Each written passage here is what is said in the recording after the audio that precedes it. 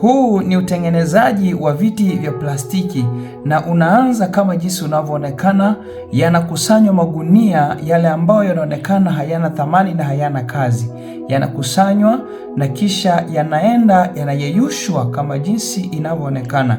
Kisha wanayakanda kama chapati, yanakuwa yameshikamana kama jinsi unavyoonekana. Hapo pote wanatafuta raw material, wanatafuta vifaa kwa ajili ya kuweza kuzalisha vile viti vya plastiki. Kisha baada ya hapo huyaingiza kwenye mota, huyaingiza kwenye mashine ambayo inasaga tena na kuwa vipande vidogo vidogo.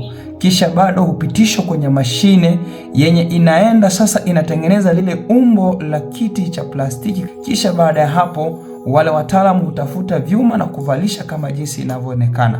Usisahau kunifollow, usisahau kushare video hii kwa ajili ya kujifunza vitu vingine vingi. Wow.